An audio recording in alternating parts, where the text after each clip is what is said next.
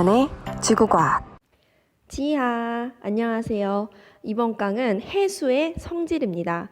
우리가 지난 시간까지 1, 2, 3, 4, 5강은 대기, 날씨에 관한 내용이었다면 이번 강부터는 이제 바다, 해수에 관한 내용을 쭉 배우게 되는데 그 첫 번째 시간이 바로 해수의 성질이에요. 이게 해수라는 건 바닷물이죠. 그 바닷물의 성질이라고 하면 바닷물이 얼마나 따뜻하느냐, 아니면 바닷물이 얼마나 짜냐, 뭐 요런 게 해수의 성질에 해당하겠죠. 지금 선생님이 이거를 태블릿으로 찍고 있고 오른쪽에 미국 캔자스 헬스의 날씨는 청명, 온도는 섭씨 22도입니다. 기온은 특별한 변화 없이 약 22도에 머무를 전망입니다. 이 뭐냐면 옆에 지금 핸드폰을 두고 하고 있는데 갑자기 그 핸드폰에서 시리가 선생님 말하는 걸 듣고 자기한테 말하는 줄 알고 쭉 얘기를 듣고 갑자기 미국 어디에 날씨를 알려주네요. NG구. 다시 돌아와서. 자, 우리가 해수의 성질이라고 하면 방금 말했듯이 해수가 얼마나 따뜻하냐, 아니면 해수가 얼마나 짜냐, 이런 게 바로 해수의 성질입니다. 그 성질도 쭉 배워볼 건데요. 첫 번째는 바로 해수의 온도예요.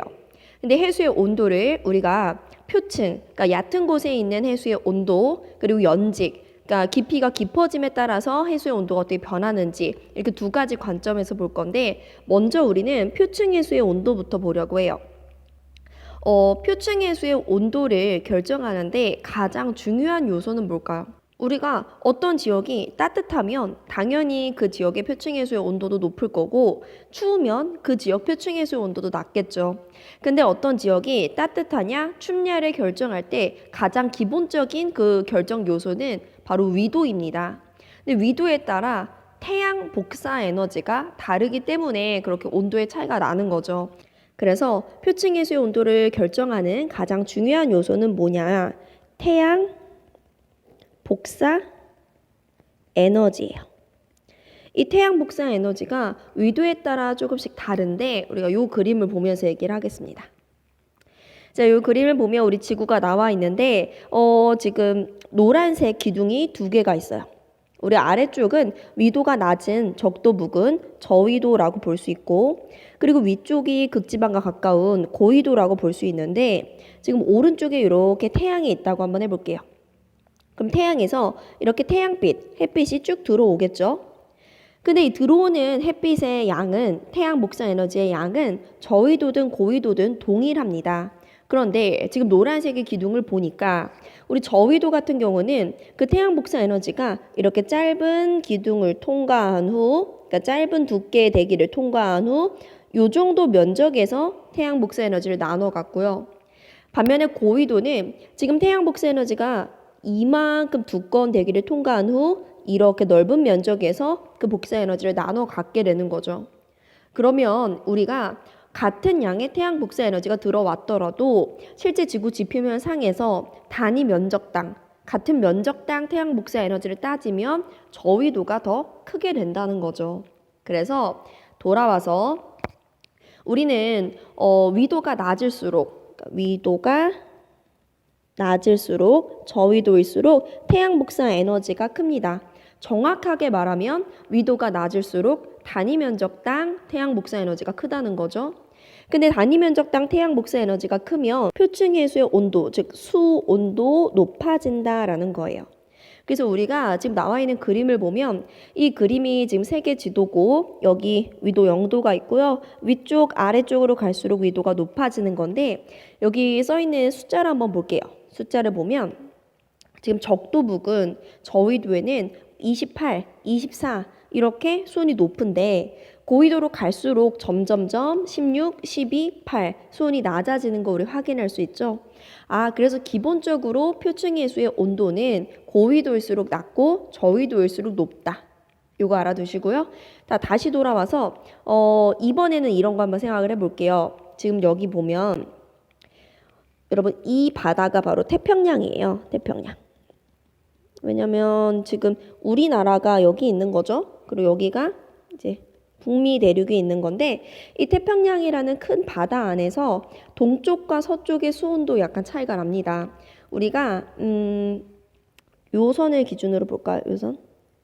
요선을 지금 24도에 해당하는 등수온선이라고 한다면 여러분 지금 여기 서쪽과 여기 동쪽이 같은 위도임에도 불구하고 서쪽은 24도보다 수온이 높고요. 그리고 동쪽은 24도보다 수온이 낮습니다. 그 이유가 뭐냐? 바로 이 장소에 흐르는 해류 때문이에요. 조금 색깔을 바꿔서 자, 우리가 어떤 이렇게 큰 바다가 있을 때 그 큰 바다의 서쪽에는 해류가 이렇게 흐릅니다.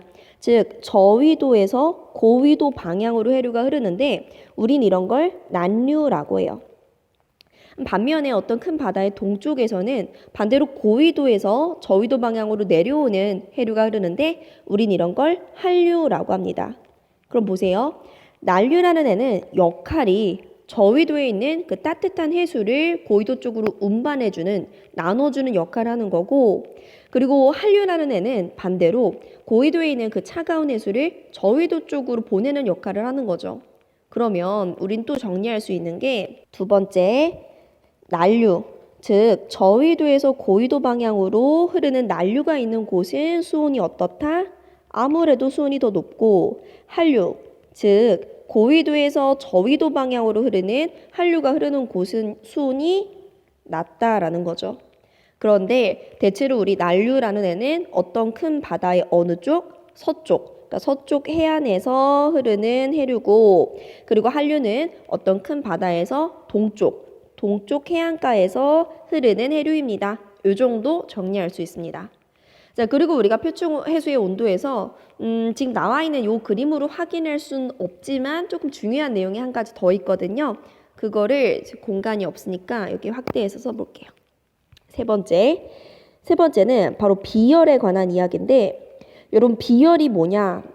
아는 학생들도 있을 것 같은데요. 모르는 학생들 한번 들어보세요.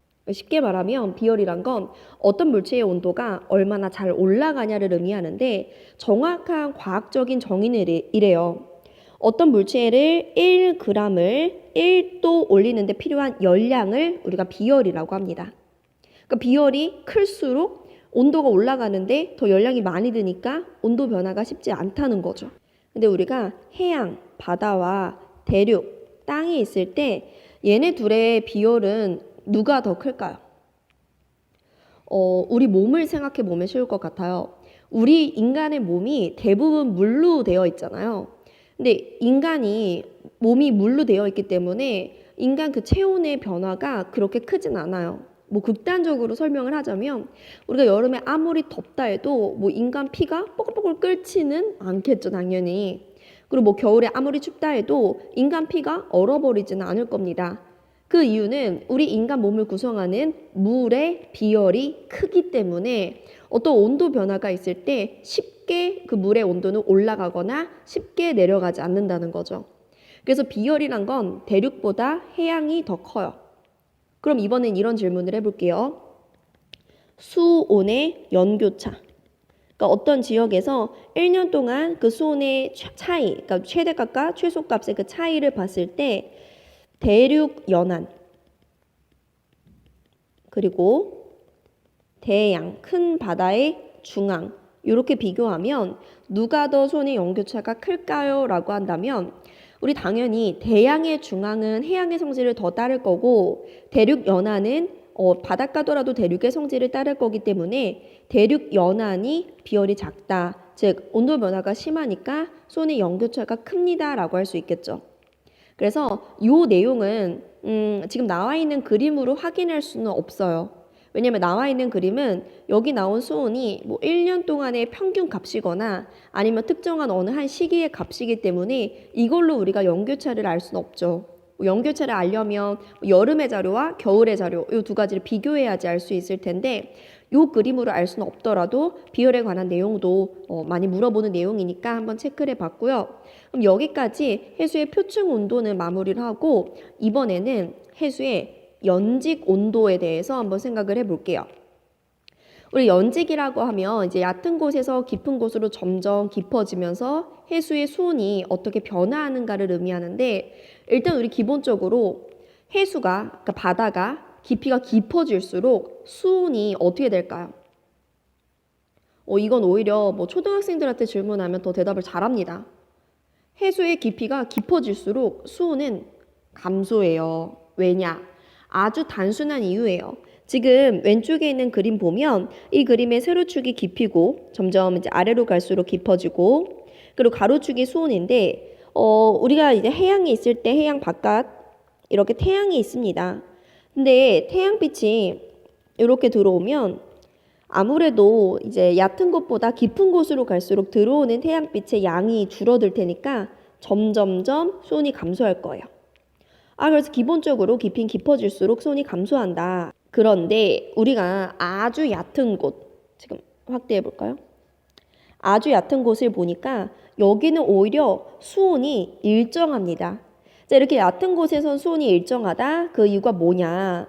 얕은 곳은 바로 위에 대기가 있는데 그 대기에서 바람이 불기 때문에 그 바람에 의해서 어느 정도 깊이까지는 해수가 막 이렇게 혼합이 된다는 거죠.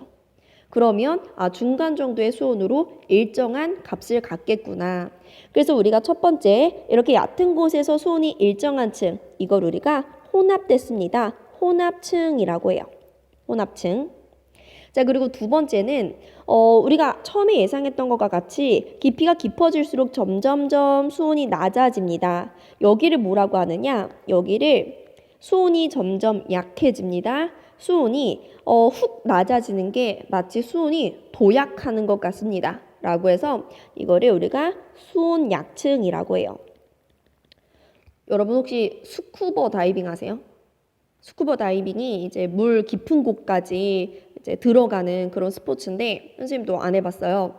근데 이제 스쿠버 다이빙을 많이 하는 사람들 사이에서는 수온 약층 포인트라는 단어를 쓴다고 합니다. 왜냐면 그 스쿠버 다이빙 할 때 이제 점점 깊은 곳으로 쭉 들어가다 보면 어느 순간 갑자기 훅 서늘해지는 순간이 있다고 해요. 그때가 바로 수온 갑자기 낮아지는 수온 약층인 거죠. 그래서 나 오늘 뭐 수온 약층 포인트까지 들어갔다 이런 말을 쓴다고 합니다. 두 번째 층 봤고요. 이제 세 번째 층. 이것도 지워졌네. 자, 우리 세 번째 층은 수온이 낮은데 수온이 일정해요. 지금 보면 한 1000m 정도 이후로는 수온이 계속 일정합니다. 그 이유는 뭘까요? 그 이유가 뭐냐? 사실 우리 태양빛은 한 수심 100m 정도에서 태양빛의 98%가 다 흡수돼요. 태양빛이 굉장히 얕은 깊이에서 다 흡수가 되고 1000m 정도면 아주 깊은 깊이인데 이때부터는 태양빛이 아예 도달하지 않는다는 거죠. 그럼 보세요. 1000m든 2000m든 3000m든 태양빛이 아예 도달하지 않는 거는 다 똑같으니까 수온이 같다라는 거예요. 그래서 우리가 요 세 번째 층을 뭐라고 하느냐? 이거를 깊은 바다입니다. 라는 의미로 심해층이라고 해요. 심해층. 그래서 기본적으로 우리가 해수의 연직 수온 분포를 보면 이렇게 혼합, 수온약, 심해 이렇게 세 개의 층으로 나뉘어질 수 있구나. 근데 몇 가지 각 층의 특징을 언급을 해보자면 우리가 혼합층은 아까 그 층이 만들어지는 원리가 바람에 의한 거였죠. 그래서 어떤 지역에서 바람이 더 세게 분다면 좀 더 깊은 깊이까지 섞일 거고 전체 혼합층의 두께는 더 두꺼워지겠죠. 그래서 혼합층의 두께는 바람의 세기에 비례합니다. 그럼 뭐 퀴즈를 내보자면 우리나라 경우에 같은 바다예요. 우리나라 뭐 동해바다라고 할까요? 동해바다에서 내가 관찰을 했는데 동해바다에서 여름의 혼합층과 겨울의 혼합층 중에 누가 더 혼합층이 더 두껍게 나타날까요? 그렇죠. 우리가 요 강의를 보는 친구들 나이대가 뭐 다양하겠지만 그래도 10살은 넘었겠죠. 우리나라에서 10년만 살았어도 여름이랑 겨울 중에 언제가 더 바람이 셉니까? 겨울이 더 세다는 걸 우리 알고 있어요. 그래서 겨울이 바람이 세니까 겨울에 혼합층이 더 두껍습니다 라고 할 수 있는 거죠. 됐고, 자 이제 수온약층 얘기를 해보자면 여러분 수온약층에서 보면 지금 이 수온약층 윗부분에 있는 해수는 조금 따뜻한 해수죠. 수온이 높으니까요. 근데 수온약층 아랫부분에 있는 해수는 차가운 해수죠. 수온이 낮으니까요. 근데 우리가 해수라는 거는 따뜻한 게 밀도가 더 작고 그리고 차가운 게 밀도가 더 큽니다. 그럼 따뜻한 애는 밀도가 작고 가벼우니까 푸르륵 위로 올라가려고 할 거고 그리고 차가운 애는 이제 밀도가 크고 무거우니까 아래로 가라앉으려고 할 텐데 지금 보면 이미 따뜻한 애가 위에 있고 차가운 애가 아래 있죠. 그럼 얘네가 뭐 이렇게 섞일 필요가 없는 거죠. 우리는 이런 층을 뭐라고 하느냐? 이런 층을 안정한 층이라고 해요. 안정한 층. 뭐 굳이 얘네가 섞이고 움직일 필요가 없고 가만히 있는 층이라는 거죠. 이미 안정한 상태니까.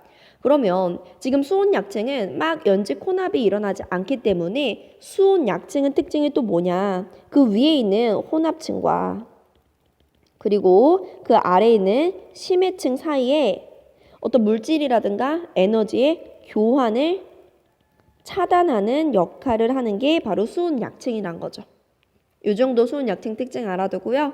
자, 그리고 우리 심해층 같은 경우는 간단하게 이렇게 내가 같은 지역에서 여름이든 겨울이든 아니면 뭐 우리나라에서도 뭐 동해 바다든 서해 바다든 어떤 바다냐에 따라서 1000m 정도 깊이 이후로는 태양빛이 다 도달하지 않는 거는 동일하기 때문에 실제 심해층은 위도라든가 그러니까 장소죠. 아니면 계절에 따라서 그 심해층의 형태가 달라지지 않는다라는 게 바로 심해층의 특징입니다. 그래서 우리가 이렇게 세 가지 층을 봤는데 이제 오른쪽 그림을 볼게요. 오른쪽 그림이 뭐냐? 방금 봤던 그 연직 해수의 수온 분포를 위도별로 나타낸 거예요. 저위도, 중위도, 고위도로 이렇게 나눠놨는데 자, 먼저 우리가 요 왼쪽에 있는 그래프를 보면서 살펴보겠습니다. 자, 고위도부터 볼게요. 고위도. 자, 이게 고위도인데 고위도는 워낙에 추운 곳이거든요. 극지방 부근이니까. 그래서 얘는 아예 그냥 표층부터 심해층에 해당하는 수온을 가지고 있습니다. 그러면 이 고위도는 혼합층, 수온 약층 이런 거 없이 아예 층상 구분이 나타나지 않는다는 거죠. 아, 표층부터 낮은 수온으로 일정하다. 이게 고위도고요. 자, 저위도와 중위도를 보면 저위도와 중위도는 방금 우리가 배웠던 것처럼 뭐 혼합층, 수온 약층, 심해층이 뚜렷하게 구분은 됩니다. 약간의 차이점이 있어요. 일단은 저위도가 중위도보다 표층의 수온이 높을 때니까 이 표층 수온이 저위도가 더 높다는 거 우리 확인할 수 있고요. 그리고 저위도와 중위도 중에 중위도가 더 바람이 세게 불거든요. 그래서 저위도보다는 중위도에서 혼합층이 저위도 이 정도, 중위도 이 정도, 중위도에서 더 두껍게 나타나는 것도 우리가 비교할 수 있겠죠. 그리고 오른쪽을 보면 오른쪽은 지금 이게 혼합층까지의 어떤 경계 지점이고 그리고 요게 수온 약층까지의 경계 지점이죠.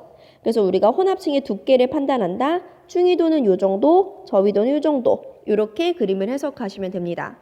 그러면 우리가 여기서 좀 자주 나오는 보기들이 있거든요. 그 자주 나오는 보기들 몇 가지를 한번 체크를 해볼게요. 자, 먼저 첫 번째 혼합층의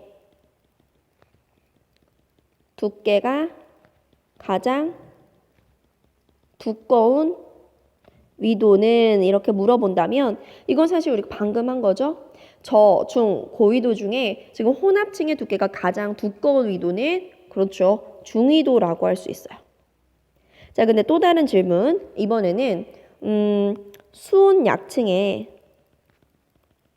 깊이가 두께 말고 이번에 깊이가 가장 깊은 위도는 이렇게 물어보면 자, 우리가 수온 약층의 깊이라고 하면 그 수온 약층이 시작되는 지점의 깊이를 비교하면 되는 거예요. 그러면 지금 저위도는 수온 약층 여기서 시작하고 그리고 중위도는 여기서 시작하기 때문에 가장 깊은 위도는 또 중위도가 된다는 거죠. 됐고, 자, 세 번째 보기는 이런 것도 우리 자주 나옵니다. 어떻게 나오냐? 수온 약층이 가장 뚜렷한 위도는 이렇게 묻기도 해요. 자, 우리가 수온 약층의 뚜렷한 정도라고 하면 그 수온 약층 안에서 그러니까 수온 약층이 시작되는 곳부터 끝나는 곳까지의 수온의 범위 폭을 보면 돼요. 변화 폭을 보면 돼요. 그럼 지금 보세요. 저위도 같은 경우는 수온 약층 안에서 수온이 이 정도가 변한 거고 그리고 중위도 같은 경우는 수온 약층 안에서 수온이 이 정도 변한 거니까 우리가 가장 뚜렷한 위도를 물어봤을 때는 수온 약층 안에서 수온의 변화가 더 뚜렷한 저위도입니다 라고 할 수 있는 거죠. 그래서 요 세 가지 질문 정도가 실제 이런 그림이 문제로 출제됐을 때 자주 나오는 보기니까 요거 꼭 체크를 해두시고요. 뭐 여기까지 해서 해수의 온도는 끝났습니다. 또 다른 해수의 성질, 이번 해수의 염분을 한번 볼게요. 우리 염분이라고 하면 해수가 얼마나 짜냐를 의미하겠죠. 근데 약간 용어 정리가 필요할 것 같아요. 우리가 염류라는 말이 있고 염분이라는 말이 있는데 여러분 바닷물을 왜 짭니까? 바닷속에 소금이 녹아있기 때문에. 우리가 뭐 유치원 때 뭐 맷돌을 돌렸는데 거기서 뭐 소금이 넘쳐가지고 블라블라 뭐 이런 동화가 있잖아요. 거기서도 배웠듯이 뭐 그게 실화는 아니지만 바닷물에는 소금이 녹아 있어서 바닷물이 짭니다. 근데 우리가 소금이라는 이 바닷물에 녹아 있는 그 물질 자체를 뭐라고 하느냐? 그거를 바로 염류라고 하는 거예요. 해수에 녹아 있는 물질. 대표적인 예로 이런 게 있어요. NaCl. 뭐라고 있냐? 염화 나트륨. 이게 바로 우리가 알고 있는 소금입니다. 얘가 염류 중에 가장 양이 많고요. 그 외에도 뭐 소금뿐만 아니라 여러 물질들이 이제 염류로 들어가 있는 거죠. 그런데 자 이제 염분이란 용어는 뭐냐? 염분은 어떤 바닷물이 얼마나 짜냐의 그 정도인데 그 정확한 정의는 해수 바닷물 1kg 속에 녹아있는 그 염류의 총량을 g수로 나타낸 값, 이게 바로 염분이에요. 예를 들어 염분이 뭐 30이다. 그럼 바닷물 1kg 속에 염류는 30g이 들어있구나. 이렇게 우리가 해석을 하는 거죠. 이 염분을 나타낼 때 우리가 단위가 있는데 그 단위를 옛날에는 이렇게 썼어요. 이렇게 퍼센트에다가 공 하나를 더 붙여서 우리가 퍼밀이라고 있는데 요 퍼밀이라는 단위를 사용했었는데 요즘에는 이제 요런 퍼밀이라는 단위 말고 PSU라고 해서 실용염분 단위를 이용하기도 합니다. 그래서 염분의 정의 그리고 이런 게 단위로 있다. 대략적으로 구경을 해주고요. 자, 이제부터 중요한 내용. 우리가 염분과 관련해서 어떤 법칙이 하나 있는데 뭐 화학 시간에도 여러 가지 법칙을 배우잖아요. 여기서도 법칙이 하나 있는데 바로 염분비 일정의 법칙입니다. 이게 뭐냐? 당연히 어떤 바다냐에 따라서 염분은 다를 거예요. 근데 그 안에 들어가 있는 그 염류의 비율은 모든 바다가 같습니다. 예를 들어서 염화나트륨이 전체 염류들 중에 한 뭐 77%를 차지한다라고 한다면 어떤 지역의 바다든 간에 염화나트륨의 양은 다르더라도 그 염화나트륨이 염류 중에 몇 퍼센트를 차지하냐 그 비율은 77%로 동일하다는 거죠. 즉 해양에 따라 염분은 다르지만 그 염류상의 비율은 모두 일정하다. 왜? 바다는 지구 전체적으로 계속해서 혼합되고 있기 때문이다. 그럼 우리는 이 염분비 일정의 법칙을 이용하면 내가 어떤 바다의 염류 한 가지의 양을 알았을 때도 그 바다 전체의 염분을 구해낼 수 있다는 거죠. 비례식을 세운다면. 그래서 법칙 한 가지를 봤고요. 진짜 중요한 건 이겁니다. 여기 4번, 5번. 염분을 증가시키는 요인과 염분을 감소시키는 요인. 염분을 변화시키는 요인 중에 가장 중요한 건 바로 강수량입니다. 비가 오는 양을 우리가 강수량이라고 하죠. 여러분 비가 옵니다. 강수가 나타나면 그 비라는 거는 염분을 증가시킬까요? 감소시킬까요? 그렇죠. 물이 추가되는 거니까 염분을 감소시킬 겁니다. 근데 반대로 어떤 곳에서는 바닷물이 대기 중으로 호로록 올라가 버리는, 날아가 버리는 현상도 있을 텐데 그걸 우리가 증발이라고 하죠. 그럼 증발은 반대로 물이 빠져나가니까 염분을 증가시키는 요인이 되겠죠. 그래서 우리 염분을 증가시키는 요인 중에 대표적인 게 바로 증발이고요. 그리고 염분을 감소시키는 요인 중에 대표적인 게 바로 강수입니다. 그럼 선생님 언제 증발이 일어나고 언제 강수가 일어납니까? 라고 했을 때 우리가 증발과 강수가 잘 일어나는 장소를 보기 위해서는 일단 대기 대순환이란 걸 알아야 돼요. 사실 대기대순환은 우리 다음 강에서 자세히 배울 건데 우리 지구 전체적으로 그러니까 큰 규모에서 부는 어떤 공기의 순환을 우리가 대기대순환이라고 해요. 지금 간단하게 한번 볼게요. 이 그림으로. 지금 보면 위도 0, 30, 60, 90도가 있습니다. 자, 우리 0도 같은 경우는 적도 무근이니까 여기는 이제 뜨겁겠죠. 기온이 높을 거고요. 높다. 자, 그리고 90도 같은 경우는 이제 극지방 부근 고위도니까 기온이 낮을 거다 이렇게 씁니다. 그러면 시작은 이렇게 하는 거예요. 우리가 적도는 기온이 높으면 공기가 가볍고 공기가 후루룩 올라갑니다. 자, 그리고 90도 기온이 낮으면 공기가 무겁고 공기가 훅 가라앉습니다. 요 두 개 화살표를 시작으로 해서 우리가 순환이라고 했으니까 화살표들이 이제 연결이 돼야겠죠. 그래서 연결되게, 연결되게, 연결되게 이런 식으로 순환 고리를 세 개를 그려주는 거예요. 그래서 우리가 뭐 순환에 대해서는 다음 시간 좀 더 자세히 배우겠지만 지금은 우리가 요 0, 30, 60, 90도라는 위도상에서 공기가 상승하는지 하강하는지를 보자는 거죠. 근데 우리가 그 저기압 고기압 할 때 했듯이 공기가 여러분 상승해요. 그러면 구름이 생겨서 무슨 날씨? 흐린 날씨가 만들어지는 거고, 자, 공기가 하강해요. 하강하면 있던 구름도 사라진다. 즉 맑은 날씨 만들어진다는 거죠. 그럼 지금 우리는 강수에 대해서 보고 있으니까 지금 공기 상승하는 0도와 공기 상승하는 60도에서 강수가 많이 일어날 거고, 반대로 30과 90도는 공기 하강하니까 강수는 거의 없을 텐데요. 특히나 여러분 30도를 보면 30도는 강수량이 없는데 거기다 플러스 기온도 높아요. 왜냐하면 저위도니까. 그럼 이런 곳은 강수도 없고 온도도 높으니까 많이 건조하고 증발이 활발하게 일어난다는 거죠. 그래서 여기까지가 바로 대기대순환 본 거고요. 그럼 우리가 요 그래프를 해석할 수 있습니다. 자, 지금 그래프의 가로축이 위도고 그리고 그래프의 세로축이 바로 증발량과 강수량인데요. 자, 우리가 강수량부터 보면 강수량은 아까 요 대기대순환에서 0, 60도에서 강수가 많다라고 배웠으니까 우리 지금 0도 부근에서 강수량 많고요. 그리고 60도 역시 강수량이 많습니다. 그럼 증발량은 어디에서 높냐라고 하면 증발량은 우리가 보통 적도가 따뜻하니까 가장 더우니까 증발이 활발할 거다라고 생각하는데 물론 기온이 높은 것도 중요하지만 강수가 없어야 되는 거거든요. 그래서 우리가 증발량은 여기 위도 30도 부근에서 증발량이 많다는 거 알 수 있죠. 그래서 위도에 따른 증발량과 강수량의 패턴을 우리가 봤으면 이제 이 증발량과 강수량의 차이로 결국에 염분이 결정이 난다는 거죠. 증발량이 클수록 염분은 높을 거고 그리고 강수량은 작을수록 염분이 높을 때니까 우리가 오른쪽에 보면 똑같이 가로축의 위도인데 지금 증발량 마이너스 강수량의 그래프가 요거예요. 요렇게 이게 증발량 마이너스 강수량인데 지금 나머지 또 하나의 그래프가 바로 표층 염분입니다.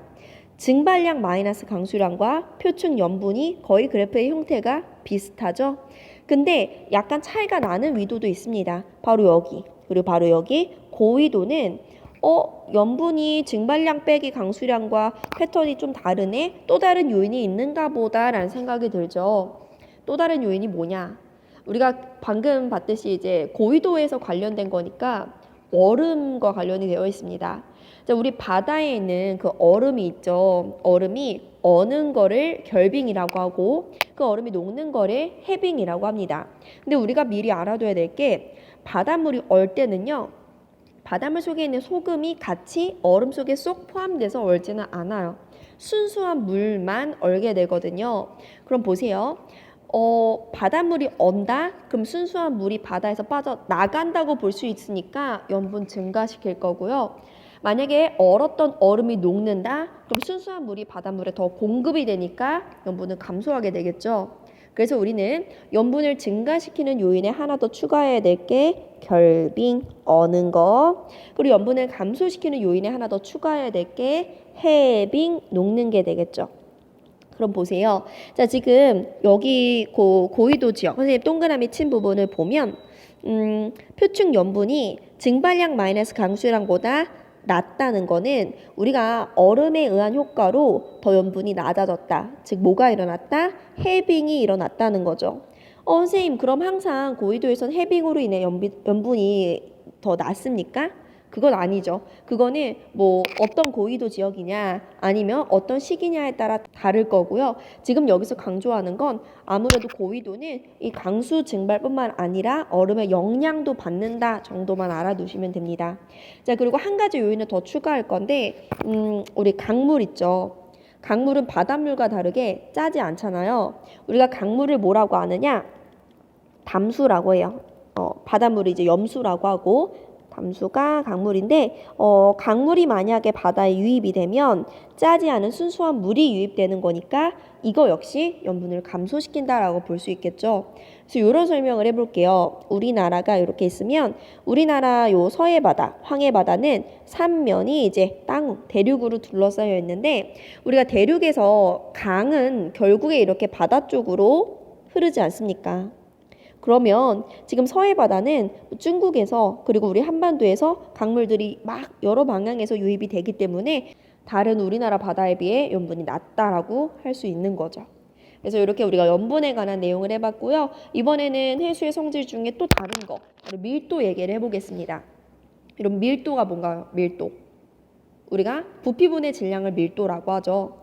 해수 역시 같은 부피에 해수가 얼만큼 많이 무겁게 있느냐 밀도가 있습니다. 근데 그 해수의 밀도를 결정하는 요인은 앞서 배운 수온 그리고 앞서 배운 염분 하나 더 수압이 있어요. 여러분 우리가 수온은 낮은 게 밀도가 클까요? 높은 게 밀도가 클까요?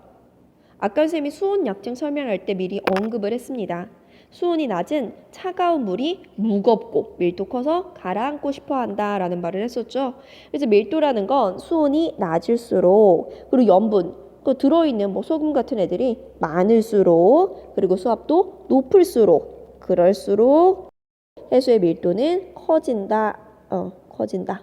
얘네들 사이 일단 관계를 우리가 알아둬야 되는 거고요.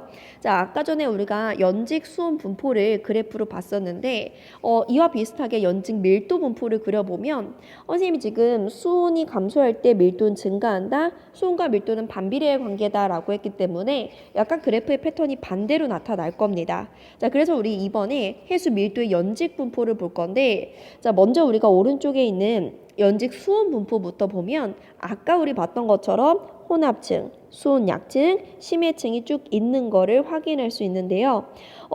우리가 혼합층에서 수온은 높았고 수온 약층에서 점차 수온 감소, 심해층에서 수온이 낮았습니다. 그럼 밀도를 보면 반대라는 거죠. 혼합층에서 밀도가 작고 그리고 요 수온 약층에서 밀도 점점 증가하다가 그리고 심해층에서 밀도가 크다. 근데 우리가 여기 밀도가 감소하는 층은 밀도가 도약하듯이 감소합니다. 밀도 약층이라고 불러요. 근데 지금 수온 약층과 밀도 약층은 대략적으로 같은 깊이, 같은 구간에서 나타난다라고 생각할 수 있다는 거죠. 그래서 이 그래프 해석하는 건 크게 어렵지 않을 것 같고요. 이번엔 우리가 동그라미 3번 수온 염분도를 보겠습니다. 수온과 염분을 축으로 하는 그러니까 그림이에요. 어떤 그래프, 도식이라고 생각하시면 되는데 지금 여기서 가로축 염분이고 오른쪽으로 갈수록 염분 높아지고 있고요. 자, 그리고 세로축 수온인데 지금 위로 갈수록 수온이 높아지고 있습니다. 근데 나는 이걸 통해서 지금 밀도를 나타내고 싶은 거예요. 근데 우리가 밀도라는 건 수온이 낮을수록 그리고 염분이 높을수록 밀도가 커지는 거니까 정리하자면 지금 이 도표상에서 오른쪽 아래로 갈수록 밀도는 높다라고 볼 수 있는 거죠. 그래서 보면 지금 요 그림 안에 등 밀도선이라는 게 있는데 밀도가 같은 지점끼리 연결을 한 건데요. 그 등 밀도선에 적힌 숫자 1.0250, 1.0260, 1.0270들을 보니까 지금 오른쪽 아래로 갈수록 밀도의 숫자 값이 증가하는 것을 확인할 수 있다는 거죠. 그리고 여기서 볼 수 있는 게 여러분 지금 A와 B를 비교해 보면 A와 B 중에 염분은 누가 더 큽니까? 우리 가로축을 보니까 B가 더 커요. A와 B 중에 수온은 누가 더 높습니까? 우리 세로축 보니까 B가 더 높습니다. 그러면 분명히 지금 A, B는 염분과 수온의 값은 다르지만 그 조합에 의해서 A, B는 같은 등밀도선 위에 있다. 즉 밀도가 같다라고 볼 수 있는 거죠. 그래서 수온이나 염분이 다르더라도 밀도는 같아질 수 있습니다. 라는 거 볼 수 있고요. 지금 B와 C를 한번 비교를 해보면요. 여러분 B와 C는 무슨 값이 같습니까? 염분이 동일한 해수예요. 근데 우리가 밀도를 비교해 보면 누가 더 밀도가 크냐? B가 더 밀도가 크다. 근데 지금 B와 C는 수온의 차이가 있으니까 우리가 요걸 통해서 염분이 같다면 수온이 더 낮은 B가 밀도가 더 큽니다. 이런 것도 우리 해석할 수 있는 거죠. 그래서 사실 요 수온 염분도는 생긴 거는 조금 복잡하게 생겼지만 우리가 요 수온 염분도에서 어떤 값들을 읽고 비교할 줄만 알면 문제로 나와도 충분히 풀 수 있을 겁니다.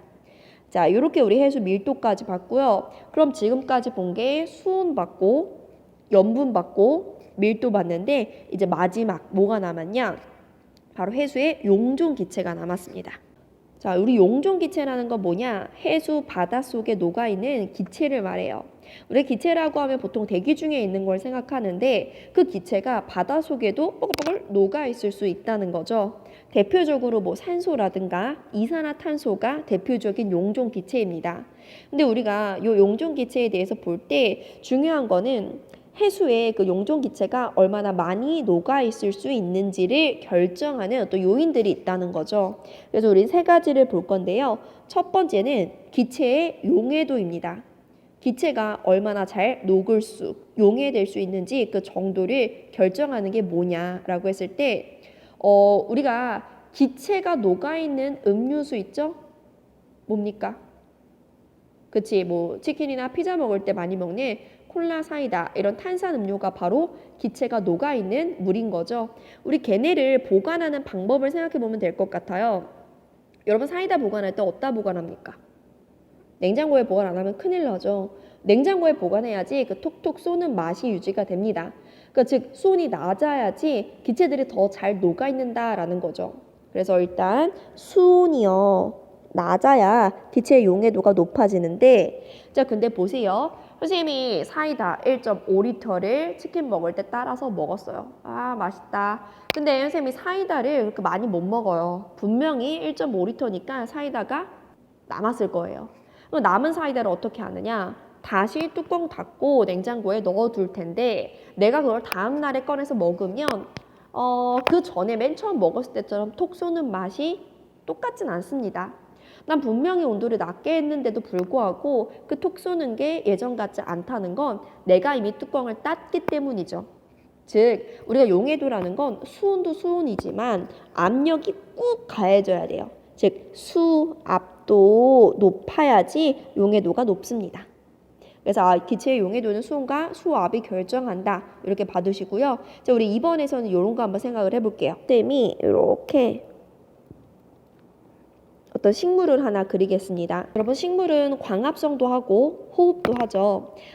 그런데 일단 광합성부터 생각을 해보면 우리가 지금 생명과학 시간이 아니니까 우리는 대략적으로만 볼 건데요. 광합성이란 게 뭐냐라고 했을 때 광합성은 뭐를 재료로 해서 그렇죠? 빛과 그리고 이산화탄소를 재료로 흡수해가지고 결과적으로 산소를 만들어내는 걸 우리가 광합성이라고 하죠. 그러면 호흡은 뭡니까? 호흡은 반대로 산소를 이용해가지고 이산화탄소를 내뱉는 걸 우리가 호흡이라고 합니다. 그래서 우리가 물속에도 분명히 뭐 식물도 동물도 있을 테니까 걔네들이 광합성과 호흡을 할 테고 걔네들의 그 광합성과 호흡하는 정도에 따라서 결국 산소와 이산화탄소의 양이 달라질 수 있다는 거죠. 그래서 두 번째 광합성과 호흡까지 봤고요. 자, 세 번째는 바로 유기물의 분해인데 여러분 유기물이 뭘까요? 이렇게 생각하면 쉽습니다. 우리가 바닷속에 있는 대표적인 유기물이 바로 물고기 사체예요. 물고기가 죽은 그 물고기의 사체가 대표적인 유기물인데 우리 물고기 사체가 생겼을 때 바닷속에 그 사체가 그대로 있지는 않고요. 자연이 스스로 그 사체를 분해합니다. 이걸 우리가 유기물의 분해라고 하는 건데 그렇게 유기물을 분해하는 과정에서 누가 이용이 되느냐? 바로 산소가 이용이 됩니다. 그러면 우리는 유기물이 분해된다면 산소는 양이 감소한다라고 생각할 수 있다는 거죠. 자, 이렇게 우리가 세 가지 용존기체에 영향 주는 요소를 배웠는데 그럼 요거를 바탕으로 해서 우리가 4번 용존기체량의 연직 분포를 해석할 거예요. 자, 지금 세로축이 점점 깊어지는 깊이인데 A라는 기체와 B라는 기체가 있습니다. 둘 중에 하나 산소고 둘 중에 하나 이산화탄소인데 자, 일단 누가 산소인지를 찾아야겠죠. 여러분 우리 여기 이렇게 태양이 있는데 태양빛은 아까도 말했듯이 한 수십 100m 정도에서 다 흡수가 되거든요. 그러면 여기는 태양빛이 도달하지만 좀 더 깊은 곳에는 태양빛이 도달하지 않는다는 거예요. 근데 아까 위에서 봤듯이 태양빛이 있어야지 광합성이 일어나거든요. 그럼 광합성은 얕은 곳에서밖에 일어날 수 없다는 거죠. 그럼 보세요. 얕은 깊이는 광합성이 일어납니다. 그럼 산소는 많아질 거고 반대로 이산화탄소는 적어질 겁니다. 그래서 우리는 처음 판단할 때 얕은 깊이에서 많은 얘가 산소인 거고 산소, O2. 그리고 얕은 깊이에서 양이 적은 얘가 바로 이산화탄소입니다. 이산화탄소, CO2. 근데 여러분 여기서 주의해야 될 게 선생님 그러면 지금 얕은 깊이에서는 이산화탄소가 산소보다 양이 적은 거네요 라고 하는데 그렇지는 않아요. 왜냐하면 지금 가로축이 용존기체의 농도라고 적혀있고 숫자의 어떤 정확한 값은 적혀있지 않죠. 만약에 여러분이 참고서 같은데 숫자 값이 적혀있는 걸 봤다면 분명히 산소와 이산화탄소에서 그 수치가 다를 겁니다. 왜냐? 이 기체의 성질 자체를 봤을 때 이산화탄소가 물에 훨씬 더 잘 녹거든요. 그래서 우리가 변화 패턴을 보면 이산화탄소가 얕은 곳에서 적은 거고 산소가 자기 자신 변화 패턴 안에서는 이 얕은 곳에서 높은 거지만 실제 절대적인 양은 이산화탄소가 더 많을 수도 있어요. 됐죠? 꼼꼼하게 공부하는 친구들은 요거까지 봐두시고요. 우리 중요한 건 요거예요. 요 산소라는 애가 깊어짐에 따라 처음에 많았다가 감소했다가 다시 좀 많아진다. 요 패턴을 보이는데 그 이유를 우리가 알아야 돼요. 그래서 선생님은 첫 번째 일단은 표층이라고 쓸게요. 표층이란 건 한 100m보다 얕은 곳을 말하는데 이 100m보다 얕은 곳에서는 지금 A 그래프를 보면 알 수 있듯이 산소가 많아요. 자, 그 이유는 뭐냐? 일단은 대기랑 가까우니까 단순하게 대기랑 가까우니까 그 대기 중에 있는 산소가 더 잘 유입될 거다라는 거죠.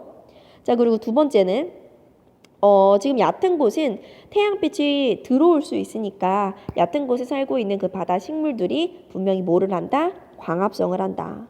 그러면 그 광합성의 결과 산소를 만드니까 결과적으로 표층에서는 이거 치우고 산소가 많아집니다. 됐고요. 자, 이번에 우리가 중간, 중층을 볼 건데요. 중층이라 하면 산소가 이렇게 되는 구간, 즉 깊이에 따라 산소가 감소하는 구간입니다. 자, 여기선 산소가 왜 감소하나요? 라고 물으면 우리가 중층만 해도 태양빛이 도달하지 않는다. 그럼 중층에서는 광합성 아니고 호흡만 일어날 테고 호흡만 일어난다면 그 호흡에 의해서 이산화탄소 양은 증가하고 산소 양은 감소하겠죠. 산소 감소. 또 다른 이유. 이 중층에서 물고기들이 다니다가 꽥 죽어요. 그럼 물고기의 사체, 즉 유기물이 생길 거고 그 유기물을 분해하는 과정이 중층에서 일어나니까 그 과정에서 산소가 소모돼서 산소가 적습니다. 라고 하면 되겠죠. 됐고요. 자, 이제 3번 우리 깊은 곳으로 갈 겁니다. 즉 심층을 볼 건데요. 한 1000m보다 깊은 곳이라고 생각하면 될 것 같아요. 자, 이 심층에서는 산소의 양이 다시 증가합니다. 왜 증가할까요? 라고 하면 우리가 심층은 일단 수온이 낮고요. 깊은 곳이니까 수압이 높아요. 그럼 보세요. 여러분, 심층은 수온이 낮고요. 수압이 높대요. 우리 위로 올라가 보세요. 위로 올라가면 수온, 수압 이렇게 수온 낮고 수압 높을 때 기체의 뭐가 용해도가 높아진다. 그러면 산소가 더 잘 녹으니까 결과적으로 용존 산소량이 많아진다는 거죠. 그래서 우리가 이렇게 구간을 나눠가지고 산소가 변화하는 패턴뿐만 아니라 그 이유까지 알아둬야 됩니다. 이산화탄소에 대한 얘기도 부수적으로 빠르게 하자면 이산화탄소 같은 경우는 얕은 곳에서 적습니다. 왜냐하면 얕은 곳에서 광합성이 활발하기 때문에. 자, 그리고 점점 많아집니다. 많아지는 이유는 여기서는 이제 광합성 없고 호흡만 하기 때문에. 그리고 심층에서 더 많아집니다. 그 이유는 아까 말했듯이 아까 수온 낮고 수압 높으면 산소뿐만 아니라 이산화탄소의 용해도도 증가하겠죠. 그 이유로 이산화탄소가 증가한다. 그래서 우리가 이제 마지막 해수의 용존 기체까지 살펴봤어요. 그래서 이번 시간 내용은 사실 이 내용이 우리 새로운 교육 과정에서 추가가 된 내용이에요. 이전엔 지구과학 1에 없었던 내용인데 근데 전혀 어렵지가 않고 사실 좀 단순한 내용이죠. 여러분이 뭐 중딩 때든 고1 때든 언젠가 한번 들었던 기억이 있는 내용들을 한번 정리를 해봤습니다. 그래서 여기까지 해서 이번 강 해수의 성질을 마치고요. 우리 다음 강은 대기 대순환과 해수의 표충순환인데 뭐 맨날 중요하다 하지만 이거는 진짜 중요해요. 뭐 어느 정도냐면 고등학교 1학년, 지금 2학년 지구과학 1, 3학년 지구과학 2에 모두 공통적으로 나오는 내용이 바로 다음 시간에 대기 대순환입니다. 아까도 잠깐 했는데요. 다음 시간 강의는 꼭 들어야 합니다. 다음 시간 예고하고 여기까지 해서 마칠게요. 안녕. 뿅뿅뿅뿅뿅 뾰로롱.